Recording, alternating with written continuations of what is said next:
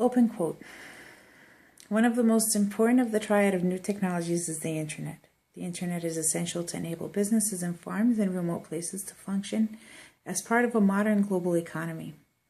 The internet will allow people in remote places to make business deals, to buy and sell, to keep in touch with their friends, to continue their education, to follow their hobbies and avocations with full knowledge of what's going on in the rest of the world. This will not be the internet of today, accessible only to computer literate people in rich countries and to the wealthy elite in poor countries. It will truly be a global internet, using a network of satellites in space for communication with places that fiber optics cannot reach, and connected to local networks in every village. The new internet will end the cultural isolation of poor countries and poor people, end quote. I could not have pictured a better prediction. Not only is the internet exactly as writers Johnson and Whitmore indicated in 2008 in our book Socio-Technical Future, but it also blasted the popularity of common social websites, which in today's terms even have the ability to trigger enormous political movements. And on a less dramatic scale, we have our own digital identities to contend with, and I will be sharing mine with you this evening. So thank you for joining Module 4. This is Mariana, preparing for the future, and today's video blog will be covering a thorough review of all things related to our technical and digital identity. To kick it off, we will start with describing my digital identity and behaviors associated with it. And just a touch before we do that, we're going to define the term digital identity. And according to University of California website, your digital identity is made up of 4 categories of information and data. 1, authentication elements, which include email addresses, usernames, password, last name, first name, aliases, IP information, meaning track computer, and things along that nature. 2, data, which is personal, administrative, occupational, banking, social data, and etc. 3, identifiers such as photograph, logo, images, avatars, etc. 4, digital traces, contributions to public content management systems such as Twitter, YouTube, etc. Things along that line. A quick run through of my own personal digital identity and my respective behaviors online is that I have a Facebook account, a CEW or Cosmetic Executive Women's account, a New York of Society Cosmetic Chemists account, as well as a professional LinkedIn website account. From the Facebook account standpoint, it's a blend of professional, personal acquaintances, as well as family and friends. I certainly don't believe in writing anything in email or text messages that you wouldn't expect any or everyone to read one day. The nature of my profession is also related to a lot of intellectual property, so we're designated corporate courses around safe communications on a quarterly basis, and that rubs in a little bit from my own personal social network use. So as for the social non-professional aspect, I do use Facebook minimally, but I use it to communicate with distant relatives and, quite frankly, as a cheap entertainment. I do avoid putting pictures on there, but I've fallen into the picture pit quite a bit because I get tagged often, and because we can't retract anything on the web, given that it's spoken for this mastermind entity that we're all collectively building, as we learned about in Module 3. And as for LinkedIn and CEW, they're both minimally used, simply for keeping in touch with increasing professional networking, and as well as developing new contacts professionally and making sure you're in touch with the existing contacts that you have. And I'm sure after listening to my intro, clearly you would agree that I have no friends, other than my young 3-year-old who's going to be 4 tomorrow, who is better navigating the iPad than I am. So now to tackle the question, how is your digital identity different from your real world self? And how is it the same? This is an interesting topic for those who know me. I am a complete extrovert, will approach and talk to anyone. I am a person who makes friends at the long lines at the Whole Foods. That does not describe my digital identity at all. I am a digi-introvert. I think it's a term that I just invented. I speak when I'm spoken to online. I very minimally engage with anyone, as long as I do know I have a minimal trust factor with them. If anyone attempts to link me in and I don't recognize them, I will ask where we've met or where we've spoken, etc. And oftentimes it's somebody who's looking for a business opportunity. So buyer beware.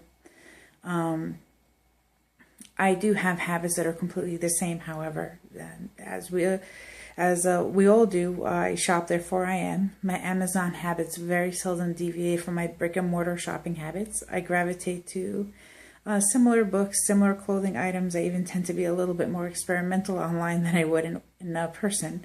An example would be that I purchased a dress. Yes, a dress. It was a yellow one with an empire waist, calf length, weird vintage style floral print, and I quickly reverted back to my black pants and black t-shirt.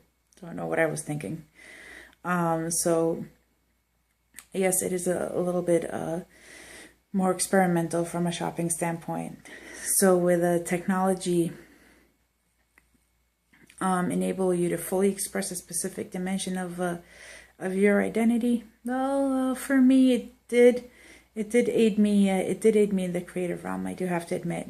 Studying at SNHU, quick plug, I have taken a bulk of my coursework in design and creative type classes, something I'm thoroughly enjoying, and completely contradicts my earlier education goals. It is eye-opening to be able to make your own animations and designs and tweak photos to perfection. In one of my current classes, the assignment entailed building an entire website. Check it out, Mariana Saliba at WordPress.com. It is my creative outlet, and I do think I will be maintaining that for the foreseeable future. It's a great deal of fun. As for technology governing and influencing and shaping me, I do see online identity as a complement to my in-person self. It's an opportunity to have a creative outlet. It's also an opportunity to have an alter ego, free, rebellious one. A friend of mine had done that for many years, and one day we accidentally found her photo under a different name.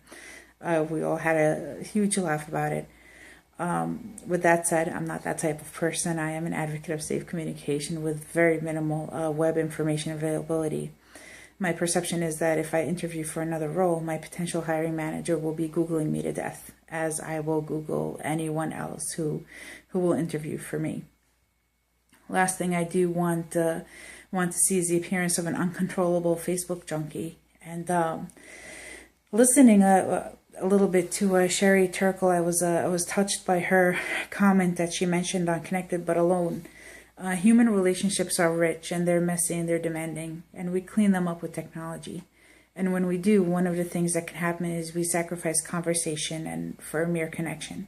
So she goes on to say that we expect more from technology than we do with one another. And to be quite frank, for me, that whole quote was a little bit reminiscent of something along the lines of an addiction, a sort of a tool for self-gratifying it, and having that immediate comfort, having an immediate go-to, versus a face-to-face conversation or a person.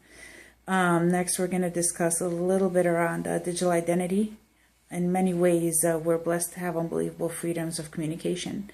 With that said, a very wise professor once told me, don't use Wikipedia. People can put whatever you want, and you could just come in and adjust it. I see that as a cautious optimism, where some technologies like medical records and things along that nature can be transferred in seconds. However, so can gossip, inappropriate attacks, snide internet remarks, and things along that lines that are, of course, very prevalent on social websites. And how is my online identity like a performance? Broadway. It's my perception of myself and how I like to reflect. For example, I have one picture on Facebook. I look significantly thinner than what I am, taken by a friend at a convention standing on a chair. It's called the selfie diet. I'd never indicated anything online on the internet. I do not mind being viewed by anyone because of my digi self is perceived as mysterious and unsharing, which contradicts my opinion of my realistic self. So if my behavior is different in public, I have become increasingly cautious over the years. I monitor my credit score. I am cautious as to where I lock on at banking websites such as a public Starbucks location, things along that line. My general behavior is concerned of identity theft. And of course, the opportunity for that type of situation and dealing with something along that line is extreme, and I'd rather avoid it. My digital identity does affect a sense of who I am as a person. I'd be a fool to say otherwise. We're leaving behind cookie crumbs at every website we visit, every time we swipe our phones for department store coupons, every time we do a credit score check. Internet and web awareness is being built into consideration over time. I used to have all of my telephone numbers memorized, and now I barely know my own. My friend, aka personal assistant, aka direction giver, aka social network maintainer, aka Galaxy Note 4, another plug for Galaxy, houses everything I need. In a way, I feel like while becoming ultra connected and synergistic, we are disconnecting from our human element. In accordance to Abda Desawar in Module 4 video, Life in the Digital Now, she states that Sandy was an example of how an illusion was shattered. I was one of the ones who lived in 2 weeks of darkness during Sandy. We boiled water for heat. He stood online for gas for 4.5 hours. I've always had those events in my mind, and it shaped the way I look at energy and uses as well as preservation. I would have to say that during that dark period, lack of digital technology and lack of digital identity affected who I am as a person more so than having a Facebook account. We quickly got into the mode of sharing bread, gas, supplies, and anything along those lines. And I certainly see that as more valuable than sharing a photo online and checking in whenever I go to the dentist. I'm certainly not anti-digital by any means, but I do believe in moderation is key and being cautious as to what goes onto the internet. What does go onto the internet is going to stay on the internet forever. So, including this blog. So, thank you so much for listening to Module 4, and have a great evening.